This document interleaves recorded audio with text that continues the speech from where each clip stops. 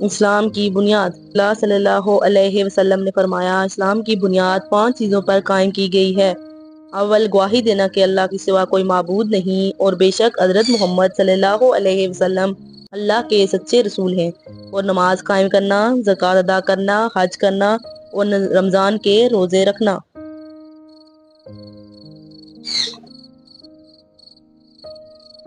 تفصیل و تشریح۔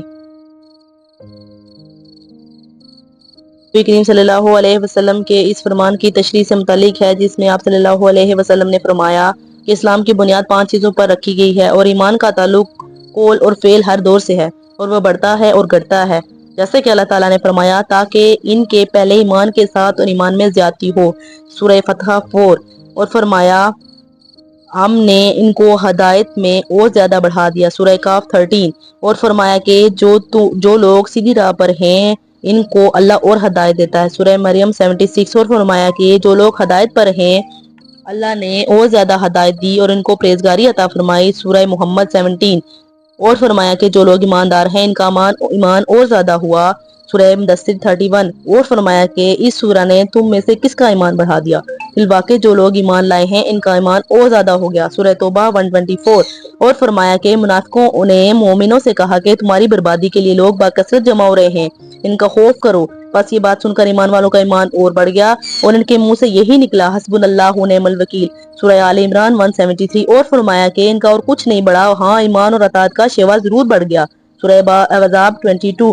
اور حدیث میں وارد ہوا کہ اللہ کی راہ میں محبت رکھنا، اللہ ہی کے لیے کسی سے دشمنی رکھنا ایمان میں دخل ہے۔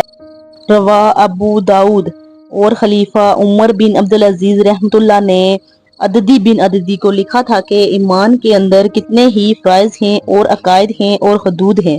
اور مستحب و مسنون باتیں ہیں جو ایمان میں داخل ہیں، پس جو ان سب کو پورا کرے اس نے اپنا ایمان پورا کر لیا، اور جو پورے طور پر ان کا لحاظ رکھے نہ ان کو پورا کرے نہ اس نے اپنا ایمان پورا کیا، پس اگر میں زندہ رہا تو ان سب کی تفصیلی معلومات تم کو بتاؤں گا تاکہ تم ان پر عمل کرو، اور اگر میں مر گیا تو تمہاری صحبت میں زندہ رہنے کی خواہش بھی نہیں۔ اور حضرت ابراہیم علیہ السلام کا قول قرآن مجید میں وارد ہوا ہے کہ لیکن میں چاہتا ہوں کہ میرے دل کو تسلی ہو جائے، اور معاذ رضی اللہ عنہ نے ایک دفعہ ایک صحابی اسود بن حلال نامی سے کہا تھا کہ ہمارے پاس بیٹھو تاکہ ہم ایک گھڑی ایمان کی باتیں کر لیں، حضرت عبداللہ بن مسعود رضی اللہ عنہ نے فرمایا تھا کہ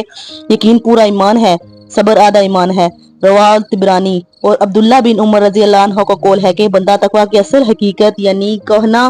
کو نہیں پہنچ سکتا جب تک وہ جو بات دل میں کھٹکتی ہو اسے بالکل چھوڑ نہ دے۔ اور مجاہد رحمۃ اللہ علیہ نے آیت کریمہ شرعت و منہا جا کے متعلق فرمایا کہ اس سے سبیل سیدھا راستہ اور سنت نیک طریقہ مراد ہے، اور سورۃ الفرقان کی آیت میں لفظ دعا کم کے بارے میں فرمایا ایمان کم، اس سے تمہارا ایمان مراد ہے۔